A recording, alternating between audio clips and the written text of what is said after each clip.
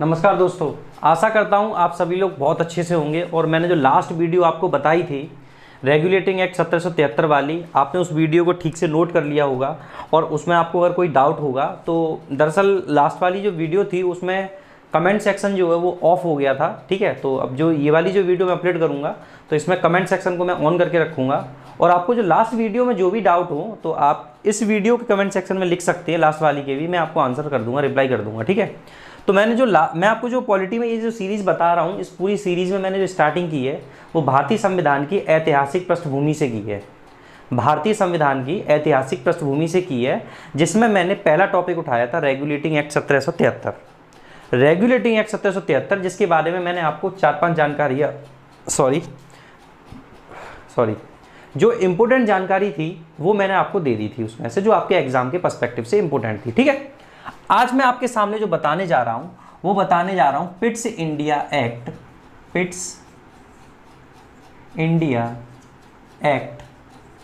1784। कौन सा? Pitt's India act 1784। ठीक है, इसको हिंदी में भी हम सेम ही बोलते हैं। ठीक है, पिट्स इंडिया अधिनियम, ठीक है, 1784। दरअसल होता क्या है कि जो वहाँ के प्रधानमंत्री थे विलियम पिट, उन्होंने दरअसल सरकार को रिप्रेजेंट कर रहे थे। तो ब्रिटिश गवर्नमेंट क्या है कि अब ईस्ट इंडिया कंपनी जो थी उसको साइड करना चाह रही थी। मैंने आपको कल की वीडियो में भी बताया था, लेकिन साइड करे कैसे? तो उन्होंने पहले कमियां देख ली थी, है ना, तो उसको कंपनी को नियमित कर दिया। अब धीरे धीरे ब्रिटिश गवर्नमेंट क्या करेगी, अपनी जगह बनाएगी। तो कैसे बनाएगी? तो कुछ नियम कानून लेके आती है। तो यहाँ पे जो प्रधानमंत्री थे उस समय पे, उनके नाम पर ही आया था ये। यहाँ पे जो प्रधानमंत्री थे वो कौन थे उस समय पे? तो वो थे आपके विलियम पिट। वो कौन थे? विलियम पिट यहाँ के क्या थे उस समय पे? प्रधानमंत्री थे। अब वो प्रोविजन जो आपके एग्जाम के लिए बहुत ज़्यादा इंपॉर्टेंट है, वो प्रोविज़न जो आपके एग्ज़ाम के लिए बहुत ज़्यादा इंपॉर्टेंट है पिट्स इंडिया एक्ट के, वो कौन कौन से प्रोविज़न है? ज़्यादा नहीं है, तीन चार ही ऐसे हैं जो आपके एग्ज़ाम में फ्रीक्वेंटली पूछे जाते रहते हैं। तो उन्हीं को फोकस बना करके और आगे बढ़ते चलेंगे। ठीक है, सिलेबस को अपने को जल्दी से कंप्लीट करेंगे। ठीक है, तो देखिए अब इसमें जो पहला प्रोविज़न आया वो क्या आया। देखिए, मैंने आपको बताया कि अब ब्रिटिश गवर्नमेंट जो है वो ईस्ट इंडिया कंपनी के कामों में दखल देने लगी। अब जब दखल देने लगेगी तो काम दो तरीके से बन जाएंगे, एक व्यापार संबंधी काम बन जाएंगे और दूसरे राजनीतिक यानी प्रशासनिक काम बन जाएंगे। तो जो राजनीतिक काम होंगे उनको कौन देखेगा? सरकार के लोग देखेंगे। और जो व्यापारिक काम होंगे तो उन्हें तो भाई ट्रेड जो व्यापारी होंगे वही लोग देखेंगे। ठीक है, तो इसीलिए ईस्ट इंडिया कंपनी के राजनीतिक काम और वाणिज्यिक काम, इन दोनों काम को इसमें क्या कर दिया जाता है? बांट दिया जाता है। तो हमारा पहला पॉइंट क्या बनेगा इसमें? क्या हुआ कि ईस्ट इंडिया कंपनी के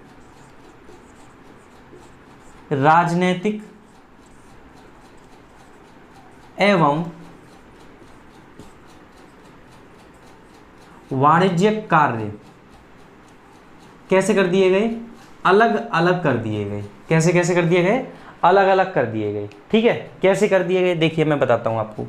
जो राजनीतिक काम थे, इन राजनीतिक कामों के अधीक्षण के लिए, इन राजनीतिक कामों के अधीक्षण के लिए, अधीक्षण इन द सेंस कि इसके सुपरविजन के लिए, इसके सुपरविजन के लिए इन्होंने क्या किया? एक नियुक्ति कर दी, एक 6 सदस्यों के नियंत्रक मंडल की नियुक्ति कर दी। क्या कर दिया इन्होंने? एक 6 सदस्यों के नियंत्रक मंडल की नियुक्ति कर दी। ठीक है, और जो वाणिज्यिक कार्य थे इसके लिए इन्होंने एक, इसके मतलब जो वाणिज्यिक काम थे इनके अधीक्षण के लिए इन्होंने क्या कर दिया? एक निदेशक मंडल की नियुक्ति कर दी। बोर्ड ऑफ डायरेक्टर, निदेशक मंडल की नियुक्ति कर दी। यानी जो बोर्ड ऑफ कंट्रोल था, यानी कि नियंत्रक मंडल को क्या बोलेंगे हम इसमें? Board of control. और जो निदेशक मंडल होगा इसको क्या बोलेंगे हम? तो कोर्ट ऑफ डायरेक्टर्स बोलेंगे इसको। ठीक है, तो यानी कि जो राजनीतिक काम होंगे इनका अधीक्षण कौन करेगा, तो 6 सदस्यों वाला नियंत्रक मंडल करेगा। और जो वाणिज्यिक काम होंगे इनको कौन करेगा, तो इनका अधीक्षण कौन करेगा, तो निदेशक मंडल करेगा, यानी कोर्ट ऑफ डायरेक्टर करेगी। ठीक है, कोर्ट ऑफ डायरेक्टर्स करेगी। अब ये जो 6 सदस्य थे नियंत्रक मंडल, इनकी अगर पहुंच की बात करोगे, इनकी सबसे पहले हम ये बात कर लेते हैं कि ये जो थे, जो 6 सदस्य थे, इनमें कौन कौन थे। तो देखिए, एक जो इनमें था वो कौन शामिल था, जो पहला सदस्य था, यानी कि देखिए मतलब ऐसा था, एक काम होगा जो पैसे से जुड़ा हुआ होगा, एक काम कौन सा होगा, जो पैसे से जुड़ा हुआ होगा, और एक काम ऐसा होगा जो कहीं ना कहीं सेना से भी जुड़ा होगा। कुछ काम राजा को अपने हिसाब से कराने थे तो राजा अपने हिसाब से भी नियुक्ति करेगा। तो इसमें ये जो 6 सदस्य थे, सबसे पहले तो इनकी अगर नियुक्ति की बात करोगे कि इनकी नियुक्ति कौन कर सकता था, तो इनकी जो नियुक्ति हो सकती थी वो किसके द्वारा होने लगी थी, राजा के द्वारा। किसके द्वारा होने लगी, राजा के द्वारा होने लगी। ठीक है, अब ये 6 सदस्य थे कौन कौन, ये क्वेश्चन पे एग्जाम में बहुत ज़्यादा और कई बार बनता है। ये जो 6 सदस्य थे ये कौन कौन थे, ठीक है, ये जो 6 सदस्य थे ये कौन कौन थे। देखिए, जो पहला था वो कौन था, वो था चांसलर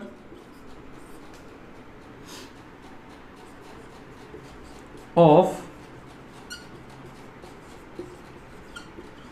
एक्सचेकर। कौन था पहला, चांसलर ऑफ एक्सचेकर था। ठीक है, दूसरा कौन सा था, सेक्रेटरी ऑफ स्टेट, यानी कि राज्य सचिव। एक कौन था, राज्य सचिव। ठीक है, और बाकी जो 4 बचे ये कौन थे, तो ये राजा की जो प्रीवी काउंसिल होती थी, राजा की जो प्रीवी काउंसिल होती थी इसके सदस्य थे, इसके सदस्य थे। ठीक है, अब यानी कि मैंने आपको बताया क्या, बेसिकली ये बताया कि ईस्ट इंडिया कंपनी के राजनीतिक काम और वाणिज्यिक काम जो थे वो अलग अलग कर दिए गए, यानी कि शासन संबंधी काम और व्यापार संबंधी काम ये दोनों अलग अलग कर दिए गए। तो जो राजनीतिक काम देखेगा वो कौन देखेगा, नियंत्रक मंडल देखेगा, यानी कि बोर्ड ऑफ कंट्रोल देखेगा, और जो वाणिज्यिक काम हो गए उन्हें कौन देखेगा, तो कोर्ट ऑफ डायरेक्टर्स देखेगा। ठीक है, आगे देखते हैं। इनकी जो नियुक्ति है वो राजा करेगा। सदस्य संख्या कितनी होगी, तो 6 होगी नियंत्रक मंडल में, और इसमें शामिल कौन कौन होगा, तो चांसलर ऑफ एक्सचेकर होगा, और कौन होगा, तो राज्य सचिव होगा, और राज्य की प्रीवी काउंसिल के, राजा की प्रीवी काउंसिल के 4 सदस्य होंगे। जो राज्य सचिव होगा ये बोर्ड ऑफ कंट्रोल का कौन होगा, इसमें अध्यक्ष होगा। जो राज्य सचिव होगा वो कौन होगा, बोर्ड ऑफ कंट्रोल का अध्यक्ष होगा। बाकी फिर ये सब पूरी टीम बनेगी एक। अब ये चांसलर ऑफ एक्सचेकर कौन था, तो एक तरीके से ये देख लीजिए, उस समय पे जो ब्रिटिश गवर्नमेंट थी उसका जो फाइनेंशियल मैनेजमेंट था, उसका जो फाइनेंशियल मैनेजमेंट था, तो उसका जो हेड होता था वो कौन होता था, चांसलर ऑफ एक्सचेकर होता था। ठीक है, जैसे कि आज मान लीजिए आरबीआई का हेड को हम क्या बोलते हैं, गवर्नर बोलते हैं, है ना। तो उसी तरीके से जो फाइनेंशियल बॉडी थी उस समय पे ब्रिटिश गवर्नमेंट की, उसका जो हेड होता था उसको हम क्या बोलते थे, चांसलर ऑफ एक्सचेकर बोलते थे। क्लियर है। राज्य सचिव यानी कि सेक्रेटरी ऑफ स्टेट। ठीक है, ये बेसिकली कैसी भूमिका अदा करता था, तो इसको पावर होती थी किस तरीके की, क्योंकि ये अध्यक्ष था तो इनको इन सभी जो अन्य बच्चे उन सबसे ज्यादा पावर होगी।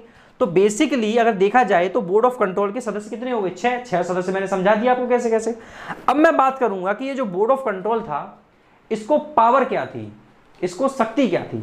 तो सबसे पहले शक्ति से पहले हम देख लेंगे कि इसका काम यानी इसका नियंत्रण किस किस पे था। ठीक है, तो नियंत्रण देखते हैं। एक क्या देख सकता था, ये सिविल मामले देख सकता था। सिविल मामले मतलब कि नागरिक संबंधी मामले। कौन से देख सकता था, ये सिविल मामले मतलब कि नागरिक संबंधी मामले देख सकता था। ठीक है, दूसरे कौन से देख सकता था, ये सैन्य मामले देख सकता था। कौन से देख सकता था, ये सैन्य मामले देख सकता था।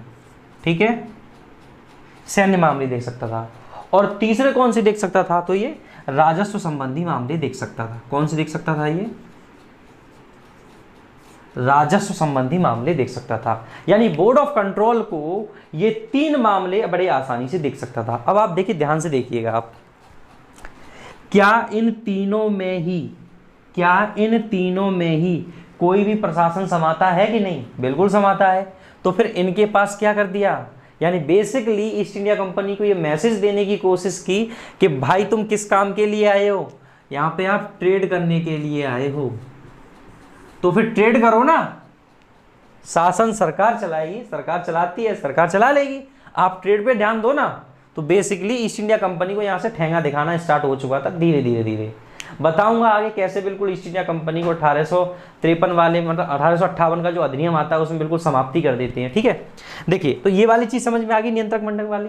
मैंने आपको बताई मामले कौन से दिख सकता है ये। ठीक है, अब मैं बात करूंगा कि ये जो नियंत्रक मंडल था, देखो इसी की बात कर रहा हूँ। ठीक है, यहाँ पे जगह नहीं है थोड़ी, इसलिए मैं यहाँ पे लिख देता हूँ। अब ये जो नियंत्रक मंडल था, ये जो नियंत्रक मंडल था, इसकी शक्ति कहाँ तक थी, यानी कि अगर मैं बात कहूँ तो इसकी पहुंच कहाँ तक थी जो नियंत्रक मंडल था।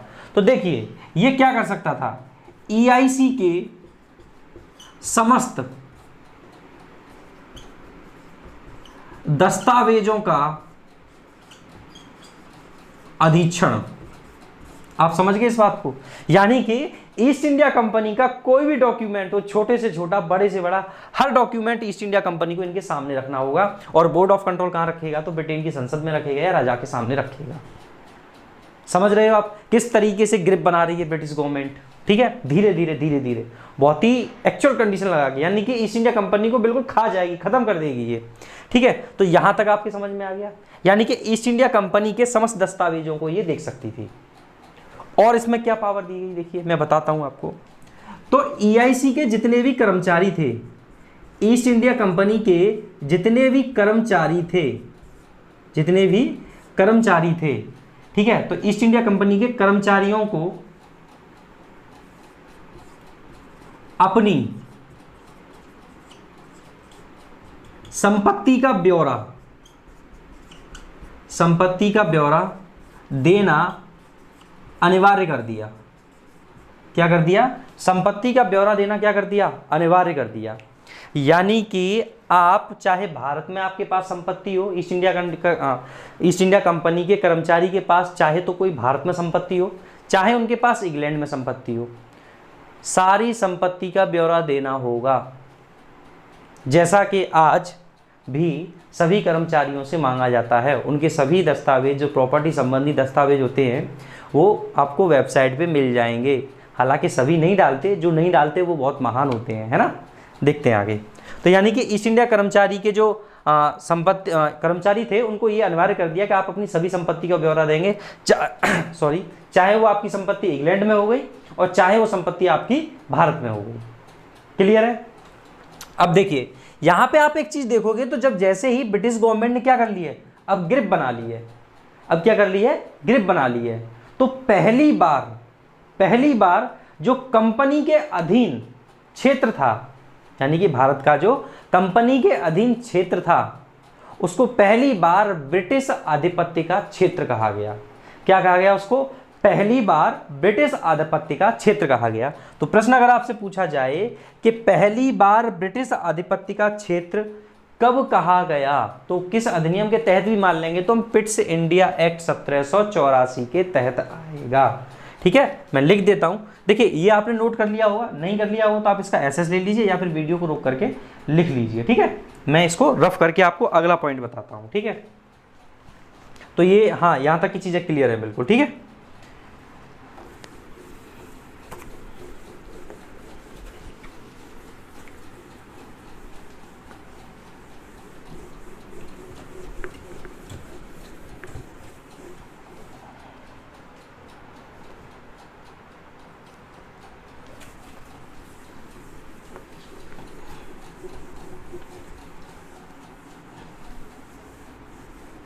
ठीक है, तो ये चीज़ आपके समझ में आएगी। कंपनी के राजनीतिक काम और वाणिज्यिक कार्य अलग अलग कर दिए गए। फिर मैंने आपको बता दिया कि बोर्ड ऑफ कंट्रोल को क्या काम दिया गया और कोर्ट ऑफ डायरेक्टर को क्या काम दिया गया। संपत्ति का ब्यौरा देना ये भी इसमें शामिल कर दिया गया है ना। और आपको क्या दिया, मैंने आपको क्या बताया, जो कंपनी के अधीन क्षेत्र था, कंपनी के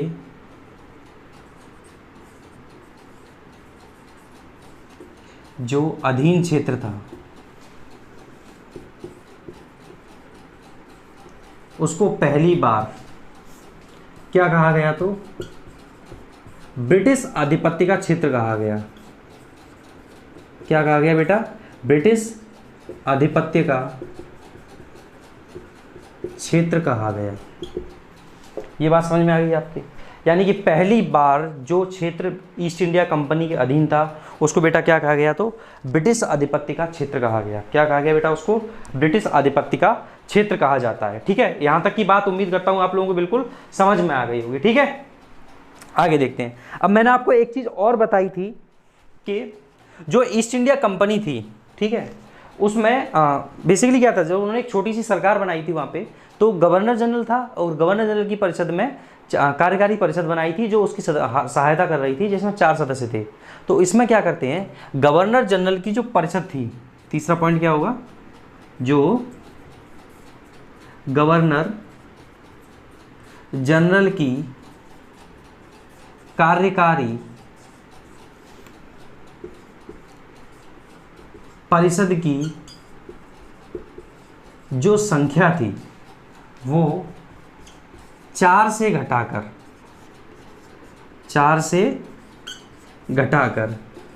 कितनी कर दी गई? 3 कर दी गई। कितनी कर दी बेटा? 3 कर दी। ठीक है, तो देखिए मैंने आपको क्या क्या बता दिया, यानी पिट्स इंडिया एक्ट के ये 4-5 पॉइंट जो थे वो बहुत इंपॉर्टेंट थे, मैंने आपको सारे बता दिए। पहला पॉइंट बताया कि ईस्ट इंडिया कंपनी के राजनीतिक कार्य और वाणिज्यिक कार्य अलग अलग कर दिए। उसके लिए मैंने आपको बोर्ड ऑफ कंट्रोल बताया, बहुत डिटेल में बता दिया मैंने आपको। कोर्ट ऑफ डायरेक्टर भी बताया। ठीक है, उसके बाद में मैंने आपको बताया कंपनी के अधीन क्षेत्र को पहली बार क्या कहा गया? ब्रिटिश आधिपत्य का क्षेत्र कहा गया। ठीक है, और गवर्नर जनरल की कार्यकारी परिषद की संख्या 4 से घटाकर कितनी कर दी गई? 3 कर दी गई। ठीक है, चौथा पॉइंट मैं आपको वैसे बता चुका हूँ, चाहो तो आप लिख सकते हो, है ना, कि EIC के जो कर्मचारी थे, EIC के कर्मचारियों को क्या किया उन्होंने? संपत्ति का ब्यौरा देना कैसा कर दिया बेटा? अनिवार्य कर दिया। बात समझ में आ गई आपके? ईस्ट इंडिया कंपनी के कर्मचारी के संपत्ति का ब्यौरा देना कैसा कर दिया बेटा? अनिवार्य कर दिया। यहाँ तक की चीज़ समझ में आ गई? अब एक लाइन में कहा जाए तो ये पिट्स इंडिया एक्ट जो है, क्या इसमें कोई खामियां थी? क्या इसमें कोई खामियां थी? तो सर बिल्कुल थी। आप एक बात बताइए भाई, वाणिज्यिक कार्य अलग कर दिए और राजनीतिक काम अलग कर दिए। ईस्ट इंडिया कंपनी इतने दिनों से कहीं ना कहीं मेहनत कर रही थी और उसके हाथ से सत्ता जा रही थी, ऐसा हो सकता है कि इनको दिक्कत ना हो? तो बिल्कुल इनको दिक्कत हुई। ठीक है, तो उसका परिणाम क्या हुआ कि बोर्ड ऑफ कंट्रोल और कोर्ट ऑफ डायरेक्टर, इन दोनों के बीच में क्या हो गई? तनातनी हो गई फिर। ठीक है, तो वो आगे देखेंगे हम और क्या क्या इसके परिणाम निकलते हैं। तो आज जो मैंने आपको वो समझाया वो पिट्स इंडिया एक्ट 1784 समझाया। उम्मीद करता हूँ ये पूरा ही आपके बहुत अच्छे से समझ में आ गया होगा। अगली वीडियो में हम देखेंगे charter act 1793, charter act 1813, charter act 1833 और चार्टर एक्ट 1853, यानी कि हम ये एक वीडियो में कवर कर लेंगे। उसके बाद में हम देखेंगे चार्टर अधिनियम भारत शासन अधिनियम 1858, ठीक है, एक वीडियो में। दूसरी वीडियो में भारत परिषद अधिनियम 1861, 1892 और 1909, ठीक है। उसके बाद एक अलग वीडियो में हम देखेंगे भारत शासन अधिनियम 1919। उसके बाद एक अलग वीडियो में जिसमें हम मिनी कॉन्स्टिट्यूशन कहते हैं, भारत शासन अधिनियम 1935, उसको देखेंगे। फिर उसके बाद में हम थोड़ी सी कहानी समझेंगे, थोड़ा सा ये जिन्ना विन्ना और ये सारे कैरेक्टर आ जाएंगे, है ना, इनको समझेंगे हम फिर, और मतलब गांधी वगैरह ये सारे कैरेक्टर आ जाएंगे। फिर भारतीय स्वतंत्रता अधिनियम 1947। उसके बाद फिर हम पढ़ेंगे भारतीय संविधान सभा की ओर, ठीक है, उद्देश्य प्रस्ताव, ये सारी कमेटियाँ, कैसे भारत एक होता है, ये सारी चीज़ें हम समझेंगे, ठीक है। 26 जनवरी 1949 तक जाएंगे, फिर 50 तक जाएंगे, सारी चीज़ों को बहुत अच्छे से समझेंगे। तो उम्मीद करता हूँ ये वाला आपको जो टॉपिक है ये वाला क्लियर हो गया होगा, ठीक है। इससे आगे हम अगली वीडियो में देखेंगे, ठीक है। तब तक के लिए जय हिंद, जय भारत। अच्छे से नोट्स बनाइए और अगर आपके मन में कोई डाउट है तो कमेंट सेक्शन में छोड़ दीजिए, मैं उसका रिप्लाई आपको ज़रूर करूँगा, ठीक है। Thank you very much.